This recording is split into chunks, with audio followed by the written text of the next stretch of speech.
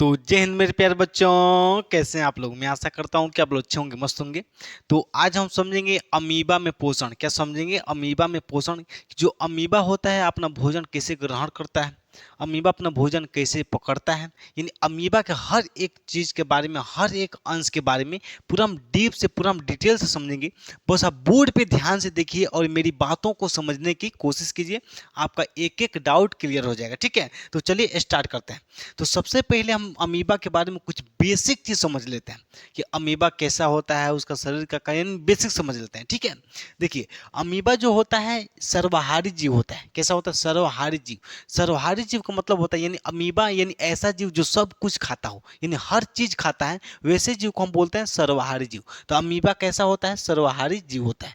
Amoeba एक कोशिकीय जीव होता है। एक कोशिकीय जीव का मतलब होता है यानी ऐसा जीव जिसका शरीर एक ही प्रकार के कोशिकाओं से मिलकर के बनी होती है, वैसे जीव को हम बोलते हैं एक कोशिकीय जीव। जैसे हम लोग यानी मनुष्य किस में आता है? बहुकोशिकीय जीव में। क्योंकि बहुकोशिकीय का मतलब होता है जिसका शरीर बहुत सारी कोशिका से मिलकर के बने होते हैं। जैसे हमारे बाल का कोशिका अलग होता है, नाखून का कोशिका अलग होता है, चमड़ा यानी त्वचा का कोशिका अलग होता है, मांस का कोशिका अलग होती है, ब्लड का कोशिका अलग होती है, स्पर्म का कोशिका अलग होती है, हड्डी की कोशिका अलग होती है। यानी हमारा जो शरीर है बहुत सारे अलग अलग प्रकार की कोशिकाओं से मिलकर के बनी होती है। तो वैसे जीव को हम बोलते हैं बहुकोशिकीय जीव। लेकिन अमीबा क्या होता है? एक कोशिकीय जीव होता है, यानी इसका शरीर एक ही जैसे यानी एक ही प्रकार के कोशिकाओं से मिलकर के बने होते हैं। तो ऐसे जीव को हम बोलते हैं एक कोशिकीय जीव। ठीक है, यहाँ तो कोई दिक्कत है? अब यहाँ आप समझेंगे अमीबा का शरीर का आकार अनिश्चित होता है, यानी निश्चित नहीं होता है, फिक्स नहीं होता है। अमीबा अपना शरीर का आकार हमेशा बदलता रहता है। कभी लंबा हो जाएगा, कभी गोल हो जाएगा, कभी चपटा हो जाएगा। ठीक है, तो अमीबा जो होता है उसका शरीर का आकार फिक्स नहीं होता, अपना शरीर का आकार हमेशा बदलता रहता है, एकदम ऐसे एकदम देह एकदम तूर के एकदम बदलता रहता है। ठीक है, हम लोग का शरीर का आकार क्या होता है? फिक्स होता है। अब आप कहेंगे सर हम आप नाच करके यानी डांस करके हम अपना शरीर का आकार बदल सकते हैं, ऐसे ऐसे एकदम डांस करके ऐसे अपना शरीर का आकार बदल सकते हैं? इसका बात नहीं है, यानी ऐसी कोई बात नहीं है। ठीक है, हम यहाँ पे यानी अमीबा की बात कर रहे हैं। यानी अमीबा जो होता है अपना शरीर का आकार हमेशा बदलता रहता है, उसमें यानी उसका शरीर का आकार फिक्स नहीं होता है। क्या होता है? फिक्स नहीं होता है। ठीक है, देखिए अब यहाँ समझेंगे अमीबा कहाँ पाया जाता है। अमीबा कहाँ पाया जाता है? तो अमीबा तालाबों में पाया जाता है, समुद्रों में पाया जाता है, झीलों में पाया जाता है। अमीबा कहाँ पाया जाता है? तालाबों में पाया जाता है, समुद्रों में पाया जाता है और झीलों में पाया जाता है। ठीक है, देखिए अब यहाँ समझेंगे अमीबा भोजन कैसे पकड़ता है। अमीबा के पास न तो कोई हाथ होता है, ना ही उसके पास मुंह होता है खाना खाने के लिए। इन मुख भी, इन मुंह जैसे हम लोग के पास क्या होता है? एकदम धुंधड़ मुंह होता है खाना खाने के लिए, देखिए डोंगा जैसे। हाँ, हम लोग के पास क्या होता है? मुंह है यानी खाना खाने के लिए, खाना पकड़ने के लिए हाथ है। लेकिन अमीबा के पास ना तो हाथ होता है ना मुंह होता है। तो अमीबा अपना भोजन कैसे पकड़ता है? तो कुट पदार्थ के द्वारा, कुट पदार्थ के द्वारा अपना भोजन पकड़ता है। ठीक है, जब हम यहाँ पे चित्र समझाएंगे तब आपको समझ में आएगा कि कुट पदार्थ क्या होता है। ठीक है, तो चलिए अमीबा अपना भोजन कैसे पकड़ता है? कुट पदार्थों के द्वारा। कुट पदार्थ क्या है? कुट पदार्थ बोलते हैं इसको। ठीक है, देखिए अब यहाँ समझेंगे अमीबा में मुख नहीं पाया जाता, यानी जो मुंह होता है, मुख उसी को बोलते हैं मुख। क्या बोलते हैं? मुख। मुंह नहीं पाया जाता, खाना खाने के लिए मुख नहीं पाया जाता है। अमीबा में पाचन अंगों का अभाव होता है, यानी अमीबा जो होता है उसमें पाचन अंग नहीं पाए जाते हैं। भोजन को पचाने के लिए कोई भी पाचन अंग नहीं पाए जाते हैं। ठीक है, जैसे हमारे शरीर में क्या होता है? दांत है, दांत भी भोजन को पचाने में मतलब मदद करता है, भोजन को तोड़ने में। और जीभ क्या क्या करता है? जीभ भी भोजन को पचाने में मदद करता है। ग्रास नली भी क्या है? पाचन अंग है। अमाशय क्या होता है? वो भी पाचन अंग है। छोटी आंत क्या है? पाचन अंग है। बड़ी आंत पाचन अंग है। यानी हमारे शरीर में भोजन को पचाने के लिए अलग अलग प्रकार के अंग पाए जाते हैं। लेकिन अमीबा में ऐसा कुछ नहीं है। अमीबा में पाचन अंगों का अभाव होता है, यानी पाचन अंग नहीं पाए जाते हैं भोजन को पचाने के लिए। ठीक है, यहाँ समझेंगे अमीबा में भोजन का पाचन कहाँ होता है? तो खाद्य रिक्तिका में। जब हम चित्र समझाएंगे ना तब आपको समझ में आ जाएगा कि खाद्य रिक्तिका क्या होता है। तो अमीबा में पाचन कहाँ होता है? तो खाद्य रिक्तिका में होता है। खाद्य रिक्तिका में एंजाइम निकलते हैं जो भोजन को पचाने का काम करते हैं। ठीक है, यहाँ समझेंगे अमीबा में पचे हुए भोजन का अवशोषण कौन करता है? तो जीव द्रव्य करता है। यानी अमीबा जब अपना खाना खाता है तो खाना खाने के बाद जब पचता है तो पचने के बाद उसको सोखता कौन है? तो जीव द्रव्य। यानी अवशोषण का मतलब होता है पचे हुए भोजन को अवशोषित करना, सोखना। तो उसको हम क्या बोलते हैं? अवशोषण बोलते हैं। क्या बोलते हैं? अवशोषण। तो पचे हुए भोजन का अवशोषण कौन करता है? जीव द्रव्य करता है। कौन करता है? कौन करता है? जीव द्रव्य करता है। ठीक है, अब यहाँ पर हम समझेंगे, इसको हम स्टेप बाय स्टेप समझेंगे। देखिए अब आप कहेंगे, यानी हर एक स्टेप का हम अलग अलग डायग्राम बनाए, अलग अलग चित्र बनाए केवल आपको समझाने के लिए, ठीक है। यहाँ पे 5 हम चित्र बनाए हैं, अलग अलग प्रकार का है। अब आप सोचेंगे सर इसमें अलग चित्र है, इसका अलग डिजाइन है, इसका अलग अलग डिजाइन, ये काची बना दिए कि अलग अलग डिजाइन का ही है। देखिए ये सब आपका अमीबा है। क्या है? अमीबा। आपको पता है, हम खुद यहाँ बताए हैं कि अमीबा का आकार फिक्स नहीं होता है। अमीबा कैसे हो भी रहता है, कभी ऐसे हो जाएगा, कभी ऐसे हो जाएगा, कभी कुछ, ठीक ना। तो अमीबा का आकार, शरीर का आकार फिक्स नहीं होता है। देखिए अब यहाँ पे हम पहला स्टेप समझेंगे, अंतर्ग्रहण। अंतर्ग्रहण का मतलब होता है भोजन को शरीर के अंदर लेने की प्रक्रिया को बोलते हैं अंतर्ग्रहण। क्या बोलते हैं? अंतर्ग्रहण बोलते हैं, ठीक है।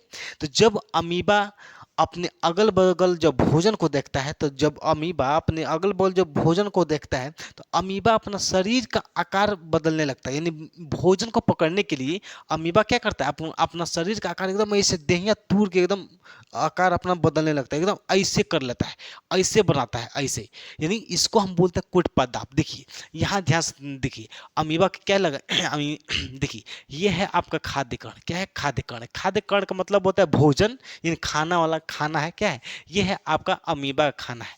तो जब अमीबा जब खाना को देखता है, भोजन को देखता है, तो अपना शरीर का आकार बदल करके कुछ इस प्रकार से बनाता है, कुछ इस प्रकार से बनाता है, यानी ऐसे बनाता है, हाथ जैसे ऐसे बनाता है, यानी भोजन को पकड़ने के लिए ऐसे बनाता है, ऐसे, ठीक है। तो इसको हम बोलते हैं कुटपदाभ। क्या बोलते हैं? कुटपदाभ बोलते हैं। देखिए ये जो है, ये हाथ जैसे जो आकृति दिखाई दे रही है, इसको हम क्या बोलते हैं? कुटपदाभ बोलते हैं। ये भी आपका क्या है? कुटपदाभ है। क्या है? कुटपदाभ है, ठीक है। तो अमीबा क्वेश्चन पूछता है कि अमीबा अपना भोजन किसके द्वारा पकड़ता है, तो कुटपदाभ के द्वारा पकड़ता है। किसके द्वारा? कुटपदाभ के द्वारा पकड़ता है, ठीक है।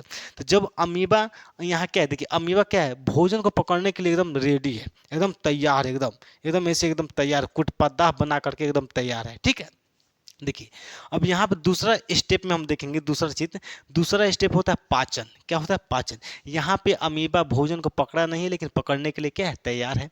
यहाँ पे अमीबा भोजन को पांजा में पजिया लिया है, पांजा में पकड़ लिया, यानी क्या किया? शरीर को, यानी भोजन है, भोजन को शरीर के अंदर ले लिया है, ठीक है।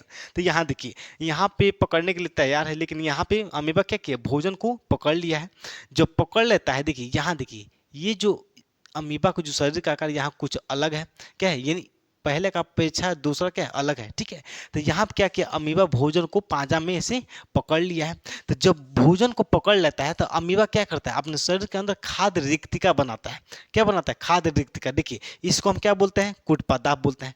जब कुटपदाप को जो जब ऐसे जब भोजन को पकड़ लेता है, तो इसके बीच में जो खाली जगह होता है, इसको हम बोलते हैं खाद्य रिक्तिका। क्या बोलते हैं? खाद्य रिक्तिका। देखिए तो अमीबा भोजन को पकड़ के क्या बनाया है? खाद्य रिक्तिका बनाता है। क्या बनाता है? खाद्य रिक्तिका। तो ये जो एक जगह दिखाई दे रही है जो बीच में, इसको हम क्या बोलते हैं? खाद्य रिक्तिका बोलते हैं। क्या बोलते हैं? खाद्य रिक्तिका बोलते हैं। इसी में भोजन का पाचन होता है। सबसे इंपॉर्टेंट क्वेश्चन ये पूछता है ऑब्जेक्टिव में, क्लास 10th में, कि अमीबा में भोजन का पाचन कहाँ होता है? तो खाद्य रिक्तिका में होता है। कहाँ होता है? खाद्य रिक्तिका में। इसी खाद्य रिक्तिका में एंजाइम निकलते हैं भोजन को पचाने के लिए। क्या निकलते हैं? एंजाइम्स निकलते हैं भोजन को पचाने के लिए, ठीक है। तो इसको हम क्या बोलते हैं? खाद्य रिक्तिका। क्या बोलते हैं? खाद्य रिक्तिका। रिक्तिका बोलते हैं। ये है आपका खाद्य कण, यानी क्या है? खाना है। क्या है? खाना है। तो भोजन का पाचन कहाँ होता है? तो खाद्य रिक्तिका में होता है, ठीक है। ये आपका केंद्रक है। ये क्या है? आपका केंद्रक है, ठीक है। यहाँ तक कोई दिक्कत है? अब तीसरा स्टेप समझेंगे यहाँ पे, अवशोषण। क्या समझेंगे? अवशोषण। अवशोषण का मतलब होता है जब खाना पचता है, तो पचने के बाद जीव द्रव्य क्या करता है? उसको सोख लेता है। हम यहाँ पे बताए हैं ना, यानी पचे हुए भोजन का अवशोषण कौन करता है? तो जीव द्रव्य करता है, ठीक है। तो जब भोजन यहाँ खाद्य रिक्तिका में पच जाता है, तो उसके बाद से पचे हुए भोजन को अवशोषित कौन करता है? सोखने का काम कौन करता है? तो जीव द्रव्य करता है। कौन करता है? जीव द्रव्य क्या करता है? पचे हुए भोजन का अवशोषण करता है। यहाँ क्या कर रहा है? देखिए तीसरा स्टेप में क्या हो रहा है? पचे हुए भोजन का अवशोषण हो रहा है। क्या हो रहा है? अवशोषण हो रहा है, ठीक है। ये आपका क्या है? केंद्रक है। क्या है? केंद्रक है, ठीक है। और चौथा नंबर यहाँ देखेंगे स्टेप, चौथा स्टेप, स्वांगीकरण। स्वांगीकरण का मतलब होता है शरीर में वृद्धि, यानी जब खाना जब फायदा करता है, जैसे हम खाना खा लिए, खाना पच गया, पचने के बाद क्या कहाँ जाता है? ब्लड में। ब्लड के बाद पूरा एकदम हमारे शरीर में जाता है, पूरा कोशिका में जाता है, कोशिका में ऊर्जा बनता है, यानी हमको फायदा करता है, एनर्जी मिलती है, ठीक है। तो जब आदमी खाना खाता है तो क्या करता है, फायदा करता है। जब फायदा करता है तो आदमी मोटा होने लगता है, बड़ा होने लगता है, धीरे धीरे मोटा होने लगता है, ठीक ना। तो इसी तरह से जो अमीबा में जब भोजन पच जाता है, जब जीव द्रव्य अवशोषित कर लेता है, तो उसके बाद क्या होता है, अमीबा में वृद्धि होने लगती है, यानी शारीरिक वृद्धि होने लगती है। उसी को बोलते हैं स्वांगीकरण। यानी अमीबा थोड़ा सा चौड़ा हो जाता है, बड़ा हो जाता है, यानी डेवलप होकर के बड़ा हो जाता है, मोटा हो जाता है, ठीक है। तो इसको हम बोलते हैं स्वांगीकरण। जब खाना खाता है तो जब अमीबा को फायदा करता है तो उसको हम क्या बोलते हैं, स्वांगीकरण। जैसे 6 नंबर देखेंगे, बहिक्षेपण।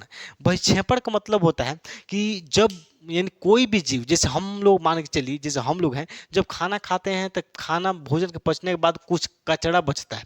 कचरा का मतलब होता है मल, अवशिष्ट पदार्थ, गंदा चीज, ठीक है। तो उसको शरीर से निकालना बहुत जरूरी होता है। तो इसी तरह से अमीबा में भी जब भोजन का पाचन होता है तो उसके बाद से सबसे अंतिम स्टेप में बहिक्षेपण होता है। यानी बहिक्षेपण का मतलब होता है कि जो शरीर के अंदर, यानी अमीबा के शरीर के अंदर जो कचरा बचता है उसको शरीर से बाहर निकालता है। क्या करता है, शरीर से बाहर निकालता है। तो इसी को बाहर निकालने की प्रक्रिया को, यानी अपशिष्ट पदार्थ को, कचरा को बाहर निकालने की प्रक्रिया को हम क्या बोलते हैं, बहिक्षेपण बोलते हैं। क्या बोलते हैं, बहिक्षेपण बोलते हैं। तो अब देखिए यहाँ पे ये देखेंगे कि हम लोग के शरीर में यानी कचरा को बाहर निकालने के लिए गुदा द्वार होता है, यानी एनस होता है, एक रास्ता होता है, यानी अपशिष्ट पदार्थ को निकालने के लिए। लेकिन अमीबा के पास ऐसा कोई भी रास्ता नहीं होता है इन कचरा को बाहर निकालने के लिए। जैसे हम लोग को जब लैट्रिन लगता है तो क्या करता है, आदमी उसको यानी शरीर से बाहर निकाल देता है, यानी गुदा द्वार से बाहर निकाल, रास्ता से बाहर निकाल देता है। लेकिन जब अमीबा को जब लैट्रिन लगता है तो ये अपना कोशिका झिल्ली फाड़ के कचरा को बाहर निकाल लेता है। क्या करता है, अपना कोशिका झिल्ली अचानक, देखिए जैसे इसको लैट्रिन लगेगा, जैसे अमीबा को लैट्रिन लगता है, अपना कोशिका झिल्ली फाड़ के क्या करता है, कचरा को बाहर फेंक देता है। कचरा को क्या करता है, शरीर से बाहर निकाल देता है, कचरा को बाहर फेंक देता है, ठीक है। तो इसमें क्या होती है, जो बहिक्षेपण की प्रक्रिया होती है, तो इसमें अचानक से जो कोशिका झिल्ली होती है टूट जाती है, फट जाती है, और जो कचरा होता है वो क्या होता है, सब शरीर से बाहर निकल जाता है। तो इस प्रक्रिया को हम बोलते हैं बहिक्षेपण। क्या बोलते हैं, बहिक्षेपण बोलते हैं, ठीक है। तो ये रहा आपका अमीबा में पोषण। क्या रहा, अमीबा में पोषण। अमीबा के बेसिक चीज यहाँ हम आपको समझा दिए, यहाँ स्टेप बाय स्टेप आपको एकदम पूरा डायग्राम समझा दिए, ठीक है। तो चलिए, मैं आशा करता हूँ कि आपको यानी अमीबा में पोषण एकदम अच्छे से समझ में आया होगा, ठीक है। तो अगला टॉपिक हम अगले नेक्स्ट वीडियो में समझेंगे। तब तक के लिए सभी विद्यार्थी जी को दिल से जय हिंद, धन्यवाद।